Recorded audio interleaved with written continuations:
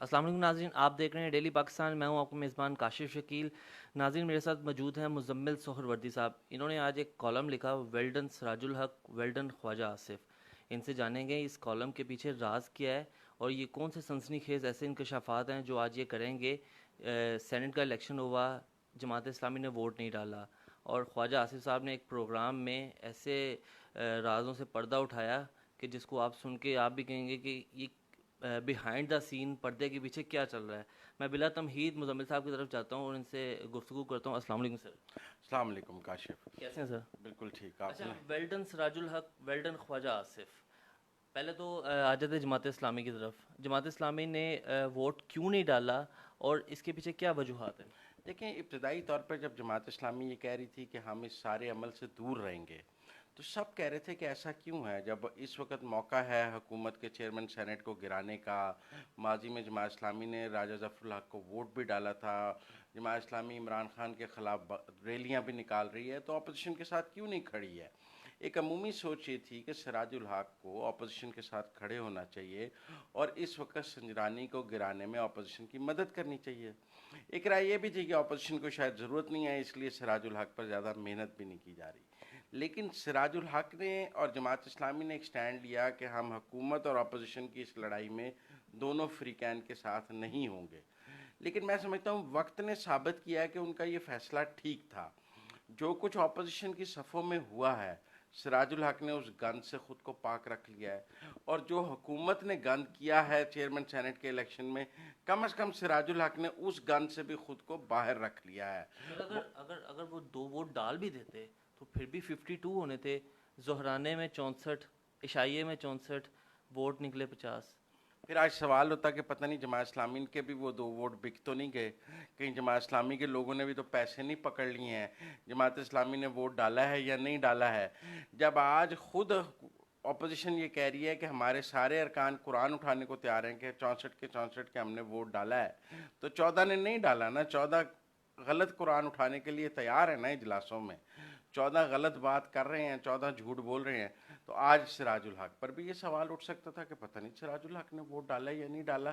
لیکن میں سمجھتا ہوں کم از کم اس گند سے باہر رہ کے انہوں نے خود کو اس گند سے پاک تو رکھ لیا. وہ اپنی ڈیڑھ اینٹ کی جو مسجد بنا کے بیٹھے ہوئے ہیں جماعت اسلامی، کیا یہ ٹھیک کر رہے ہیں؟ موجودہ شروع میں تو لگ رہا تھا کہ ٹھیک نہیں کر رہے ہیں اور بہت سے سوالات تھے. ہر کوئی کہہ رہا تھا جماعت اسلامی نے 1.5 اینٹ کی مسجد کیوں بنائی ہے، اسے اپوزیشن کے ساتھ کھڑے ہونا چاہیے، یہ ہونا چاہیے، وہ ہونا چاہیے، حکومت گرانے میں اسٹیبلشمنٹ کے خلاف. لیکن میں اب سمجھتا ہوں جیسے جیسے حکومت اور اپوزیشن کی لڑائی انفولڈ ہو رہی ہے، جیسے جیسے چیزیں باہر آ رہی ہیں، اس سے یہ لگ رہا ہے کہ ایک تیسری آپشن ملک میں موجود رہنی چاہیے. اور اگر جماعت اسلامی ایک کمزور تیسری آپشن کے طور پہ بھی موجود رہتی ہے جو بعد ازاں اس کے ساتھ اور جماعتیں شامل ہو جائیں، ایک نئی تھرڈ آپشن بن سکے، تو میرا خیال ہے ایک تھرڈ آپشن کو برقرار رکھنے میں کوئی بری بات نہیں ہے. یہ بھی سیاست کا حسن ہے. سر، جماعت اسلامی اور امیر العظیم کیا مل کے جماعت اسلامی کا وہ انفرادیت واپس لا پائیں گے؟ ہاں، امیر العظیم کے آنے سے جماعت اسلامی میں نئی روح آئی ہے، ان کے سیکرٹری جنرل بننے سے. میں سمجھتا ہوں کہ انہوں نے جماعت اسلامی کی جو یہ تھرڈ آپشن والی بات ہے، اس کو امیر العظیم سراج الحق کے ساتھ مل کر بہت زور سے لے کے چل رہے ہیں. اب یہ کتنی کامیاب ہوگی یہ تو وقت ہی بتائے گا، لیکن میں سمجھتا ہوں کہ بہت تھوڑے عرصے میں اس کے ثمرات آنے ضرور شروع ہو گئے ہیں. کسی وقت میں کہا جاتا تھا کہ جماعت اسلامی اور اسٹیبلشمنٹ کا گہرا تعلق ہے، اچھا تعلق ہے. یہ تعلق اب کھٹائی میں چلا گیا ہے، خاتم کی طرف ہے. اس کی وجہ کیا بنی؟ ہاں، قاضی حسین احمد کے دور تک تو جماعت اسلامی اور اسٹیبلشمنٹ کا تعلق بہت اچھا رہا، میاں طفیل صاحب کے دور میں بھی اچھا رہا. لیکن میں سمجھتا ہوں سید منور حسن کے دور میں یہ لڑائی ہو گئی، اور یہ لڑائی بہت کوئی خفیہ لڑائی نہیں تھی، بڑی اوپن لڑائی ہوئی. ادھر سے بھی بیانات آئے، ادھر سے بھی بیانات آئے، اور ایک تناؤ کی سی کیفیت بن گئی. شاید سراج الحق اس خلا کو ابھی پر کرنے میں کامیاب نہیں ہوئے، اور جماعت اسلامی کا وہ جو اسٹرانگ ہولڈ تھا اسٹیبلشمنٹ کی الائن والا، وہ ابھی باقی نہیں آیا، اور ان کی اور اسٹیبلشمنٹ کی دوری ابھی برقرار نظر آ رہی ہے. ویلڈن سراج الحق تو ہو گیا، اب آ جاتے ہیں ویلڈن خواجہ آصف. نجی ٹی وی کے پروگرام ٹو دی پوائنٹ میں انہوں نے بیٹھے پی پی کے ساتھ اپنے جو تعلقات ہیں نون لیگ کے، اس پہ کافی تنقید کی. انہوں نے کہا کہ یہ ہمیں فائدے میں نہیں ہے. اس پہ کیا کہیں گے آپ؟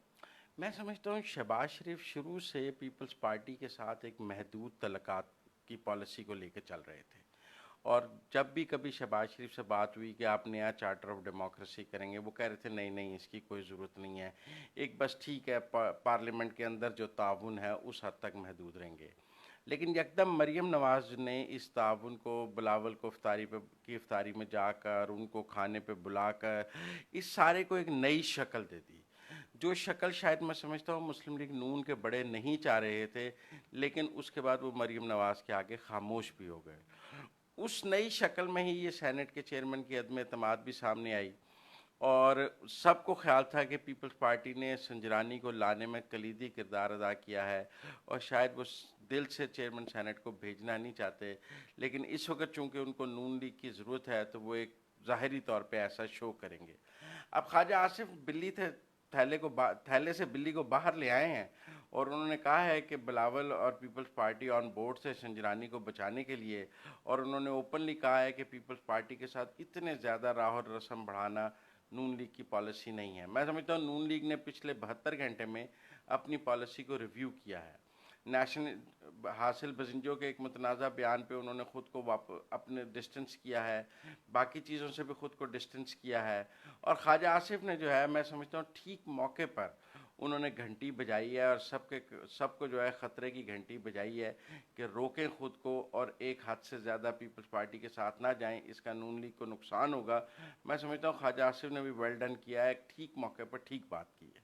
اب مجھے بتائیے گا کہ پیپلز پارٹی نے جو نون لیگ کے ساتھ کیا ہے، ڈپٹی چیئرمین پہ بھی یہی گفتگو ہو رہی ہے، اگر ڈپٹی چیئرمین بھی اگر وہ حکومت کی طرف دے دیتے، حکومت کو دے دیتے، تو پھر ایسا نہ ہوتا جو چہم گوئیاں مارکیٹ میں ہو رہی ہیں وہ نہ ہوتی۔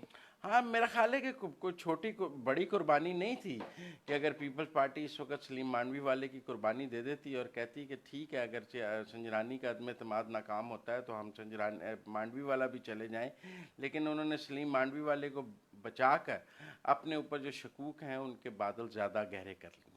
پیپلز پارٹی کی جو حکومت سندھ تھی وہ خطرے میں تھی اگر اس کی ہم شنید تو یہی ہے، سب طرف یہی ہے کہ انہیں واضح پیغام تھا اسٹیبلشمنٹ سے کہ اگر وہ ایسا نہیں کریں گے تو ان کی سندھ کی حکومت کو خطرات ہوں گے، اور سندھ کی حکومت ختم بھی کی جا سکتی ہے۔